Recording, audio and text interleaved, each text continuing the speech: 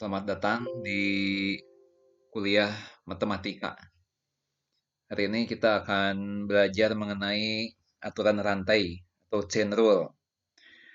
Chain rule ini digunakan untuk menentukan turunan suatu fungsi komposisi, yaitu komposisi di antara dua atau lebih fungsi. Nah, mengapa ini penting untuk dipelajari?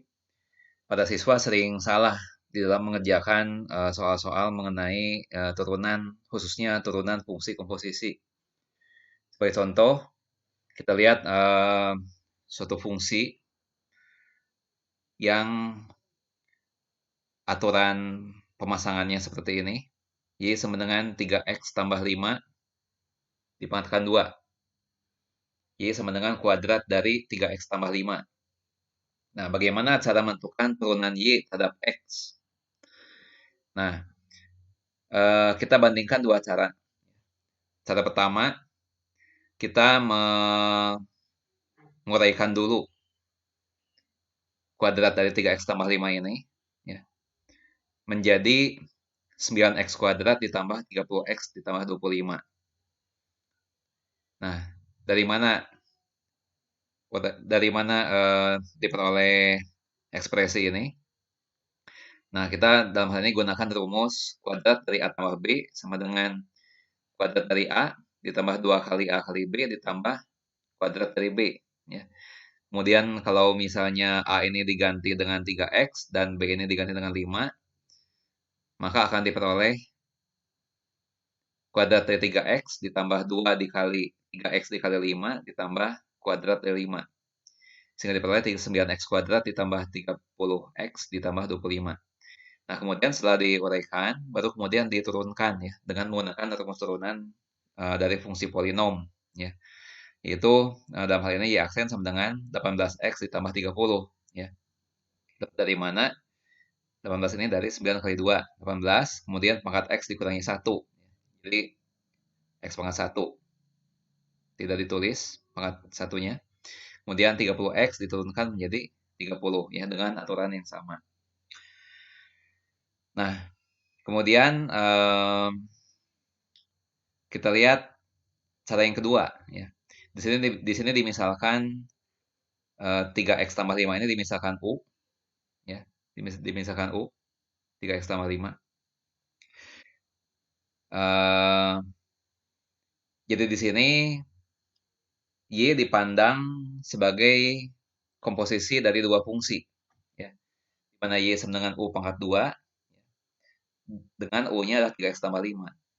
Nah, kemudian Y aksen itu 2U ya, yaitu menggunakan rumus yang biasa kita pakai seperti ini ya. Nah, diperoleh 2U. Nah, kemudian U-nya diganti lagi dengan 3x tambah 5. Diperoleh 6x ditambah 10. Dan ternyata hasilnya berbeda ya. Cara pertama menghasilkan 18x tambah 30. Cara kedua menghasilkan 6x tambah 10. Ya. Nah, sebenarnya cara yang kedua ini adalah cara yang salah. Nah, sehingga hasilnya berbeda dengan cara yang pertama. Nah, kemudian akan dibahas mengapa cara kedua ini salah. Ya. Nah, kita kembali lagi ke soalnya. Soalnya adalah Y sama dengan kuadrat dari 3x tambah 5. Yang ditanya adalah Y aksen. Nah, kita harus ingat apa makna Y aksen di sini. Ya. Nah, di sini hanya ada satu buah variabel bebas, yaitu X. Ya. Nah, sehingga Y aksen ini mengandung makna turunan Y terhadap X. Turunan Y terhadap X, dan di dalam notasi Leibniz ditulisnya dy dx ya. Turunan Y terhadap X. Jadi yang diminta adalah turunan Y terhadap X. Nah, bukan terhadap yang lain. Nah, sedangkan cara dua tadi, kita misalkan Y sama U pangkat 2. Nah, di sini Y aksennya adalah turunan Y terhadap U. Karena di sini hanya ada satu buah fungsi, yaitu U. Nah, berarti dengan mengerjakan seperti ini, Y aksen sama dengan 2U, kita tidak menurunkan Y terhadap X, tapi menurunkannya terhadap U. Nah, sedangkan yang ditanya adalah turunan Y terhadap X. Itulah salahnya. Itulah mengapa cara kedua ini salah. Karena cara kedua ini menjawab turunan Y terhadap U, bukan turunan Y terhadap X, bagaimana yang ditanyakan. Ya, sehingga cara kedua ini salah. Ya. Nah, kemudian bagaimana mengerjakan soal ini? Ya, sesuai dengan cara satu tadi, ya, diuraikan menjadi 9x kuadrat tambah 30x tambah 25. Nah, baru kemudian ini diturunkan, menghasilkan Y aksen sama dengan 18x ditambah 30. Jadi yang betul adalah 18x tambah 30, ya, yang cara kedua itu salah. Nah, eh, cara kedua ini salah karena tidak menggunakan aturan rantai. Ya. Sedangkan yang kita hadapi adalah suatu fungsi komposisi. Ya. Nah, itu salahnya. Nah, kita lihat dulu aturan rantai itu aturannya seperti apa ya. Ini dituangkan dalam sebuah dalil. Ya. Misalkan Y merupakan fungsi dari U, ya, dan U merupakan fungsi dari X. Ya. Di sini Y-nya sama dengan FU dan U-nya sama dengan GX. Ya. Misalnya kedua fungsi itu masing-masing fungsi real. Ya. Nah, jika G mempunyai turunan di X dan F mempunyai turunan di GX, maka fungsi komposisi F dot G, ya, itu mempunyai turunan di X.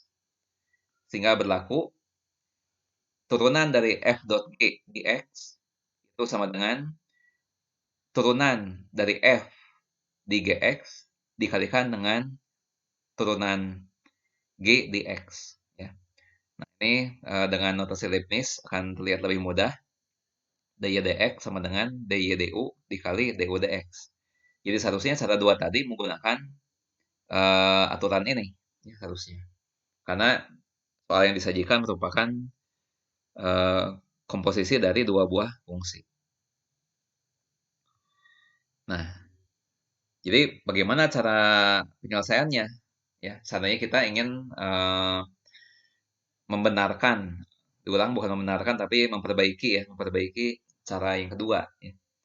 Nah, cara yang kedua tadi harusnya adalah kelanjutannya. Ya. Setelah menghitung DY DU yaitu 2U. Nah, tadi cara 2 berhenti sampai di sini. Nah, harusnya ada lanjutannya, ya, yaitu menghitung DU DX. Ya. Turunan U terhadap X. Turunannya adalah 3. Kemudian kita terapkan aturan rantai. Y aksen sama dengan DY DU dikali DU DX. Ya. DY DU nilainya adalah 2U. Sebagaimana tadi telah dihitung. Kemudian dikalikan dengan DU DX. Itu 3. 3 dikali 2U menghasilkan 6U.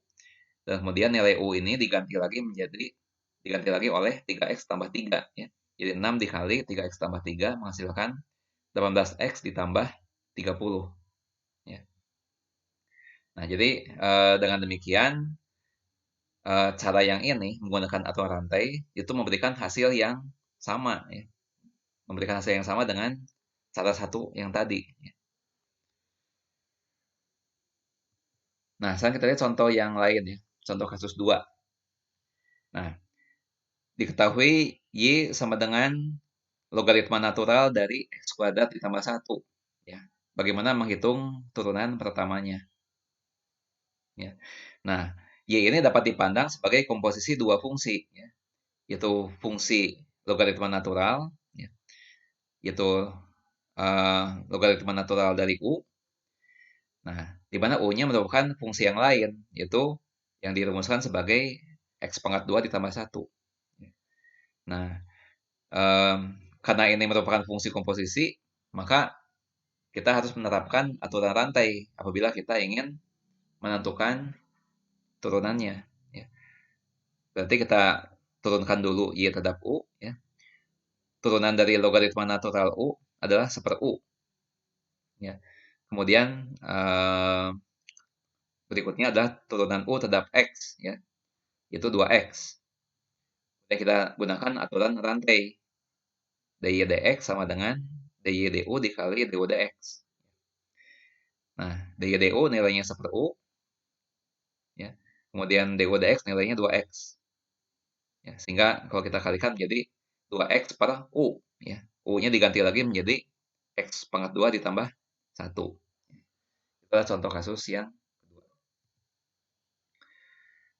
Contoh kasus yang ketiga.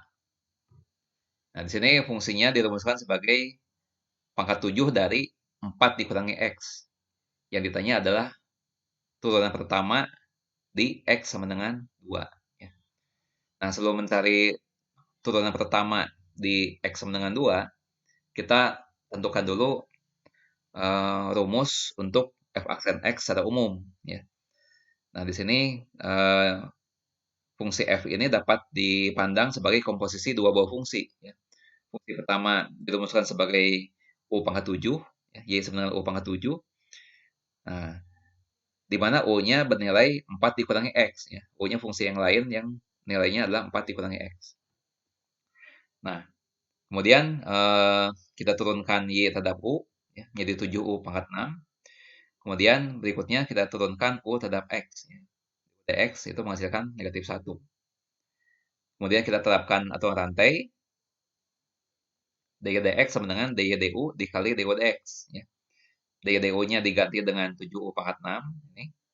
Dan dy dx-nya diganti oleh min 1. Ya, yaitu dy dx. 7U pangkat 6 dikali min 1 adalah negatif 7U pangkat 6. Ya. Kemudian U-nya diganti lagi dengan 4 dikurangi X. Ya. Nah, sehingga menghasilkan negatif 7 dikali pangkat 6 dari 4 dikurangi X. Nah, kemudian karena yang ditanya ada turunan f di X dengan 2, maka dari itu kita ganti nilai nilai X ini dengan 2. Ya. Sehingga f aksen 2 sama dengan negatif 7 dikali pangkat 6 dari 4 kurang 2. Ya. Itu negatif 7 dikali 2 pangkat 6. Itu negatif 448. Ya. Nah, demikian saya sudah memberikan suatu uraian singkat mengenai penggunaan aturan rantai untuk menentukan turunan fungsi komposisi dan disertai dengan 3 contoh soal ya, tentang itu. Mudah-mudahan bisa dipahami dan sampai jumpa di dalam kuliah matematika yang lain.